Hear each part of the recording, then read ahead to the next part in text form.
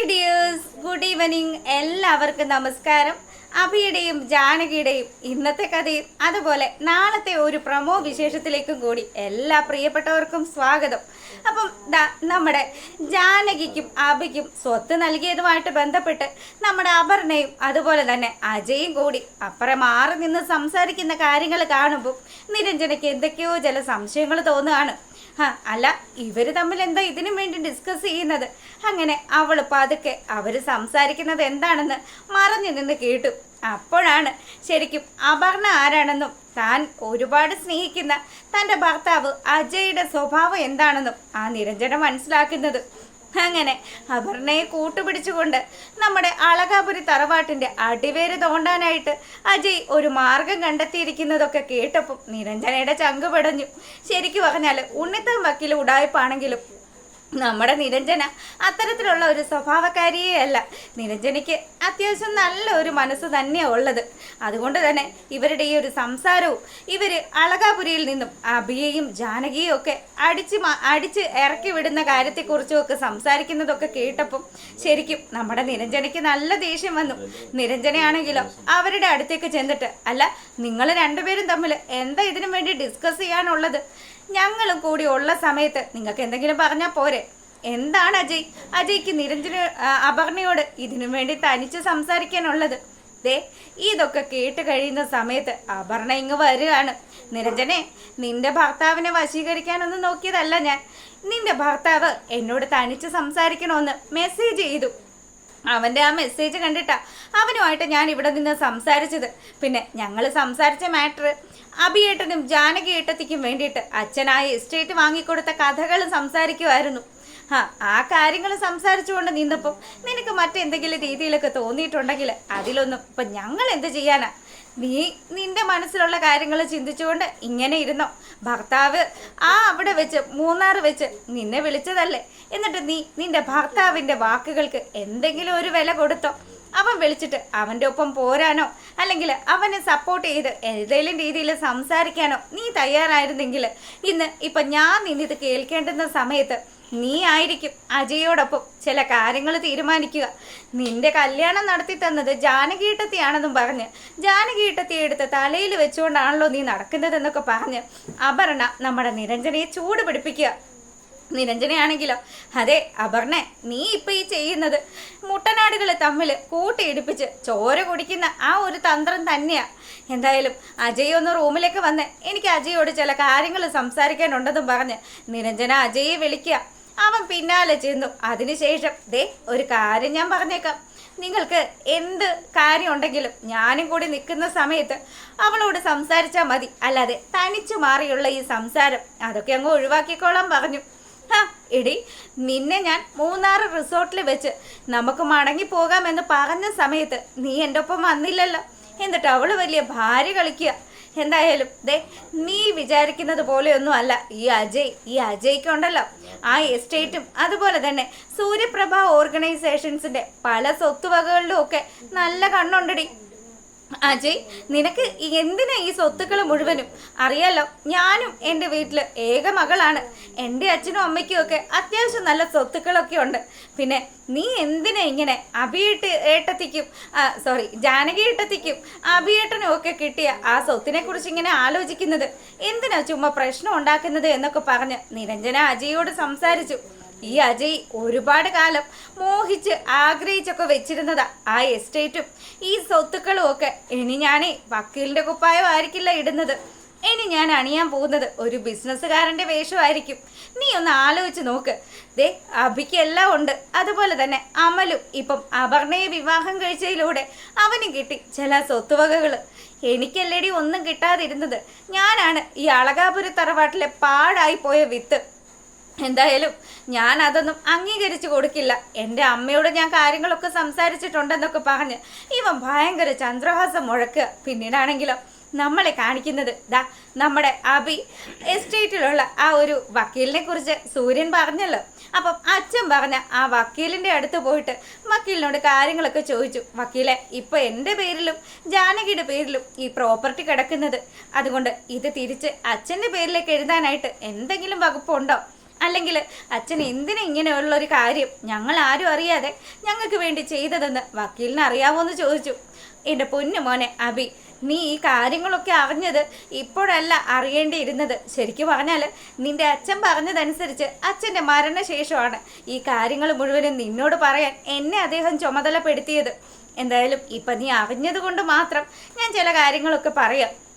മോനെ, നിനക്ക് വേണ്ടി നിന്റെ അച്ഛൻ ഈ കോടിക്കണക്കിന് വില മതിക്കുന്ന എസ്റ്റേറ്റ് വാങ്ങിക്കൂട്ടിയത് അദ്ദേഹത്തിന് നിന്നെ അത്രമാത്രം പ്രിയപ്പെട്ടതായതുകൊണ്ടാണ്. മറ്റു മക്കളെക്കാട്ടിലും ഒരുപാടധികം അദ്ദേഹം നിന്നെ സ്നേഹിക്കുന്നുണ്ട്. ആ ഒരു സ്നേഹം നീ മനസ്സിലാക്കണം. ഒരിക്കലും അച്ഛൻ നിനക്ക് വേണ്ടി തന്നത് വേണ്ട എന്ന് മാത്രം അദ്ദേഹത്തോട് പറയരുതെന്ന് പറഞ്ഞു. വക്കീലിൻ്റെ ഈ ഉപദേശമൊക്കെ കേട്ട് ആകെ മനസ്സുമടുത്ത് നമ്മുടെ അഭി അവിടുന്ന് വീട്ടിലേക്ക് പോരുകയാണ്. പിന്നീടാണെങ്കിലോ നമ്മളെ കാണിക്കുന്നത് ജാനകിയുമായിട്ട് അഭി നിന്ന് സംസാരിക്കുക. അതെ ജാനകി, ഞാനിന്ന് വക്കീലിനെ പോയി കണ്ടായിരുന്നു. അദ്ദേഹം പറയുന്ന കാര്യങ്ങളൊക്കെ കേട്ടപ്പോൾ എനിക്ക് ശരിക്കും വിഷമം ഉണ്ടായത്. അച്ഛൻ എന്തിനാ ഇങ്ങനെയുള്ളൊരു ചതി ചെയ്തതെന്നാണ് ഞാൻ ആലോചിക്കുന്നത്. അച്ഛൻ എപ്പോഴും നമ്മുടെ നന്മയ്ക്ക് വേണ്ടിയല്ലേ അഭിയേട്ടാ ചെയ്യുന്നത്. പിന്നെ ഞാൻ അതുപോലെ തന്നെ അഭിയേട്ടനും ഈ കാണുന്ന സ്വത്തുവകകളിലൊന്നും കണ്ണിതുവരെ വെച്ചിട്ടില്ലല്ലോ. മറ്റുള്ളവരൊക്കെ എന്താ പറഞ്ഞോട്ടെ, നമ്മളിനി ആരെയും ബോധ്യപ്പെടുത്തി ജീവിക്കേണ്ട. ഏത് നിമിഷവും ഈ വീട്ടിൽ നിന്ന് ഇറങ്ങാൻ തയ്യാറായി തന്നെ അഭിയേട്ടാ ഞാൻ ജീവിക്കുന്നത്. അപ്പം ജാനകിയുടെ ഈ സംസാരമൊക്കെ കേൾക്കുമ്പോൾ അഭിക്ക് വലിയ വിഷമമൊക്കെ ആയി. ജാനകിയാണെങ്കിലോ, അഭിയേട്ടാ നേരത്തെ നമ്മൾ മാത്രമായിരുന്നു ഉണ്ടായിരുന്നത്. ഇപ്പം നമ്മൾ മാത്രമല്ല, നമ്മുടെ കൂടെ നമ്മുടെ ലച്ചും കൂടിയുണ്ട്. പ്രായപൂർത്തിയായിട്ടുള്ള അവളെയും കൂട്ടിയിട്ട് ഈ വീട്ടിൽ നിന്ന് പടി ഇറങ്ങുന്ന സമയത്ത് നമുക്ക് വേണ്ടി ചിലപ്പം അച്ഛൻ കരുതി വെച്ചത് ആ സ്വത്ത് തന്നെ ആയിരിക്കും. എന്തായാലും സൂര്യപ്രഭ ഓർഗനൈസേഷൻ്റെ അത്രയൊന്നും വരുന്നില്ലെങ്കിലും അത്യാവശ്യം കുഴപ്പമില്ലാത്ത ഒരു വക അച്ഛൻ നമുക്ക് വേണ്ടി തന്നില്ലേ. അങ്ങനെ ചിന്തിക്ക്. എന്തായാലും ഈ കാര്യങ്ങളൊക്കെ ആലോചിച്ച് അഭിയേട്ടൻ വിഷമിക്കേണ്ട എന്നൊക്കെ പറഞ്ഞ് ജാനകി അഭിയെ സമാധാനിപ്പിക്കുക. കാര്യങ്ങൾ മുഴുവനും മണത്തറിഞ്ഞ് നമ്മുടെ ഉണ്ണിത്താനാണെങ്കിലോ ഭാര്യയോട് നിന്ന് ഭയങ്കര വഴക്കുണ്ടാക്കുക. എടി, നിന്റെ മോളെ ശരിക്കും എന്തിനാ അങ്ങോട്ട് കെട്ടിച്ചു വിട്ടത്? അവളുണ്ടല്ലോ അവിടെ പോയിട്ട് ആ ജാനകിയുടെ വാലയിൽ തൂങ്ങി നടക്കുകയാണ്. ഇത്രയും നാളായിട്ടും അവിടെ എന്താ നടക്കുന്നതെന്നും അതുപോലെ അപർണയ്ക്കുള്ള അത്രയും സ്വാതന്ത്ര്യം പോലും നിന്റെ മോൾക്ക് അവിടെ കിട്ടുന്നില്ല. ഈ അഹങ്കാരി ഇനി എന്നാണാവോ സ്വന്തം കാര്യം നോക്കി ജീവിക്കാൻ പോകുന്നതെന്നൊക്കെ പറഞ്ഞ് ഉണ്ണിത്താനാണെങ്കിൽ പ്രശ്നം ഉണ്ടാക്കുക. എൻ്റെ പൊന്നു മനുഷ്യ, നിങ്ങൾ എന്തിനാ ചുമ്മാ വഴക്കുണ്ടാക്കുന്നത്? ദേ, നമ്മുടെ മോൾക്ക് അങ്ങനെ പണ്ടേ സ്വത്തുക്കളിലൊന്നും വലിയ താല്പര്യമൊന്നും ഇല്ലല്ലോ. അതുകൊണ്ട് തന്നെ അവൾ ഇനി സ്വത്തുക്കളൊന്നും നോക്കിയില്ല എന്നും പറഞ്ഞ് നിങ്ങൾ ചുമ്മാ ബഹളം വെക്കാൻ നിൽക്കണ്ട. അങ്ങനെ പറഞ്ഞാലേ ഞാൻ സമ്മതിക്കില്ല. ഇപ്പം ഈ കാണുന്ന സ്വത്തുവകകൾ മുഴുവനും ഉണ്ടാക്കിയത് ദേ എൻ്റെ അച്ഛനും അതുപോലെ നിന്റെ അച്ഛനും നമ്മുടെ പൂർവികന്മാരും ബാക്കി നമ്മളും ഒക്കെ ആയിട്ടാ. അല്ലാതെ നമ്മുടെ മോൾ ഇതിൽ 1 രൂപ പോലും സമ്പാദിച്ചു തന്നിട്ടില്ല. അതുകൊണ്ട് അവൾക്കും അവളുടെ കെട്ടിയോനും ജീവിക്കണമെങ്കിൽ അവർ സമ്പാദിച്ചേ പറ്റുള്ളൂ. അതിന് ആ അജയ് എന്ന് പറയുന്ന കിഴങ്ങൻ ആ പൊട്ടനെ കൊണ്ട് ഇതുപോലെയുള്ള ഒരു കാര്യവും ചെയ്യാൻ പറ്റുമെന്ന് എനിക്ക് തോന്നുന്നില്ല. പിന്നെ അമല് ബുദ്ധിമാനാണ്. കല്യാണത്തിൻ്റെ സമയത്ത് അവന് ആ ഒരു ഓഫീസ് നൽകിയത് കൊണ്ട് അവൻ്റെ കാര്യം രക്ഷയായി. എന്തായാലും നിന്റെ മോള് ഇത്രയും കാര്യങ്ങൾ ആ വീട്ടിൽ നടന്നിട്ട് ഒരക്ഷരം പോലും നമ്മളോട് പറഞ്ഞില്ലല്ലോ എന്നുള്ള ഒരു പരാതി ഉണ്ണിത്താൻ്റെ വൈഫിൻ്റെ അടുത്ത് പറയുക. അങ്ങനെ പുള്ളി ഇവിടെ നിന്ന് ഭയങ്കര ചന്ദ്രഹാസം മുഴക്കി ഞാൻ എന്തായാലും പോയി തമ്പിയെ കാണട്ടെ എന്നും പറഞ്ഞ് തമ്പിയുടെ അടുത്തേക്ക് പോവുക. അപ്പം ഇത് നാളത്തെ കഥയാട്ടോ. തമ്പിയുടെ അടുത്തേക്ക് പോവുക. അങ്ങനെ തമ്പിയാണെങ്കിലോ, ഉണ്ണിത്താനെ പാടും, എന്നാ ഉണ്ട് വിശേഷം? വിശേഷങ്ങളൊക്കെ ഇപ്പം മുഴുവനും അളകാപുരി തറവാട്ടിലല്ലേ. എന്തു പറയാനാടോ? ദേ, നമ്മൾ വിചാരിക്കുന്ന പോലെയൊന്നും അല്ല കാര്യങ്ങൾ നടക്കുന്നത്. തഞ്ചത്തിൽ നിന്ന് അഭിയും ജാനകിയും കൂടി സൂര്യനാരായണനെ പറ്റിച്ച് 10-200 കോടിയുടെ മുതലല്ലേ അടിച്ചു മാറ്റിയത്. ആ എസ്റ്റേറ്റ് കണ്ടാൽ കണ്ണ് മഞ്ഞളിക്കാത്ത ആരെങ്കിലും ഉണ്ടോടോ ഈ നാട്ടിൽ? അത്രയ്ക്കും നല്ല ഗംഭീരമായിട്ടുള്ള ഒരു എസ്റ്റേറ്റാണ് അഭിക്കും ജാനകിക്കും വേണ്ടിയിട്ട് ആ സൂര്യൻ നൽകിയത്. എന്നിട്ട് തൻ്റെ മകളും അതുപോലെ തന്നെ എൻ്റെ മകളും സ്വാഹ എന്നും പറഞ്ഞ് ഈച്ചയും ആട്ടിക്കൊണ്ട് അവിടെ അങ്ങനെ ഇരിക്കുകയല്ലേ. എന്ത് ചെയ്യാനാടോ, സൂര്യ ഇപ്പം അങ്ങോട്ട് സൂര്യനായിട്ട് ഉദിച്ചു നിൽക്കുകയല്ലേ. കുറച്ച് ദിവസം കഴിയട്ടെ, അവനുള്ള കൊട്ട് ഞാൻ കൊടുക്കുന്നുണ്ടെന്നും പറഞ്ഞ് തമ്പി നമ്മുടെ സൂര്യക്കെതിരെയുള്ള ചില തന്ത്രങ്ങളൊക്കെ മെനയുന്ന രീതിയിൽ ഉണ്ണിത്താൻ്റെ അടുത്ത് പറയുക. ഉണ്ണിത്താനാണെങ്കിൽ ദേ, എൻ്റെ മോൾക്ക് ലാഭം കിട്ടുന്ന കാര്യമാണെങ്കിൽ തമ്പി എന്ത് പരിപാടിക്കാണെങ്കിലും ഈ ഉണ്ണിത്താൻ്റെ ഫുൾ സപ്പോർട്ട് തനിക്ക് ഉണ്ടാകുമെന്നും പറഞ്ഞ് അവർ കട്ടയ്ക്ക് നിൽക്കുകയാണ്. അങ്ങനെ ഇവിടെ ഈ കാര്യങ്ങളൊക്കെ നടക്കുന്ന സമയമാണെങ്കിലും നമ്മളെ കാണിക്കുന്നത് അളകാപുരി തറവാട്ടിലാണ്. മുത്തശ്ശി നമ്മുടെ സുമംഗലയുടെ തനിക്കുണം പുറത്തെടുത്തു.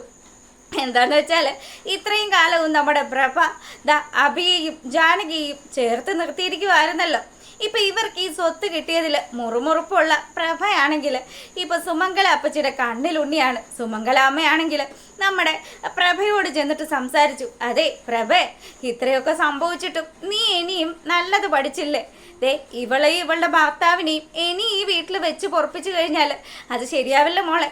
നിന്റെ ബാക്കിയുള്ള മക്കളുടെ ജീവിതം അവതാളത്തിലാകുമെന്നൊക്കെ പറഞ്ഞ് പ്രഭയെ സ്ക്രൂ ചെയ്തുകൊണ്ടിരിക്കുക. അങ്ങോട്ടേക്ക് ജാനകി വന്നു. ജാനകി വരുന്ന സമയം ജാനകിയോടൊപ്പം നമ്മുടെ കുഞ്ഞുണ്ട്. കുഞ്ഞിനോടാണെങ്കിൽ മുത്തശ്ശി പറഞ്ഞു, ഈ വീട്ടിൽ വന്ന് കയറാൻ പാടില്ലാത്ത ചില അസുര വിത്തുക്കൾ വന്ന് കൂടിയിട്ടുണ്ട്. അവർ ഈ വീട്ടിൽ നിന്ന് പടിയിറങ്ങി പോയെങ്കിൽ മാത്രമേ ഈ വീട് നല്ലതാകുള്ളൂ മോളെ എന്ന് പറഞ്ഞു.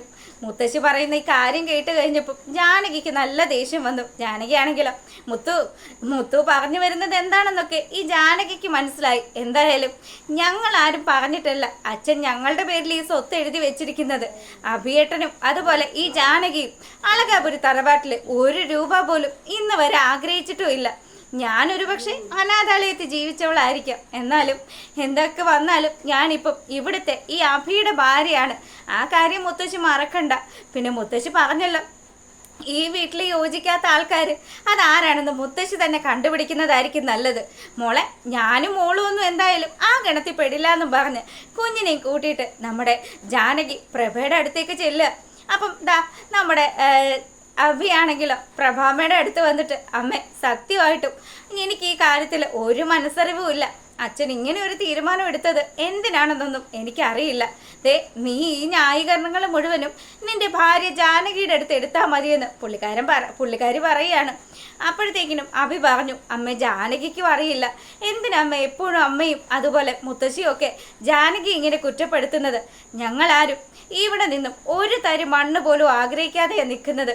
ഒരിക്കലും ഞങ്ങൾക്കാർക്കും ഒന്നും തന്നെ വേണ്ട എന്നൊക്കെ പറഞ്ഞ് വളരെ സങ്കടത്തിൽ നിൽക്കുന്ന നമ്മുടെ അഭിയെയും ജാനകിയും ഒക്കെ കാണിച്ചുകൊണ്ടാണ് നാളത്തെ പ്രമോ വിശേഷം അവസാനിക്കുന്നത്. അപ്പോൾ നിങ്ങൾക്ക് എൻ്റെ എക്സ്പ്ലനേഷനൊക്കെ ഇഷ്ടമാകുകയാണെങ്കിൽ ഒന്ന് ലൈക്ക് ചെയ്തേക്കണേ. അപ്പോൾ ഓക്കെ, ഗുഡ് നൈറ്റ്.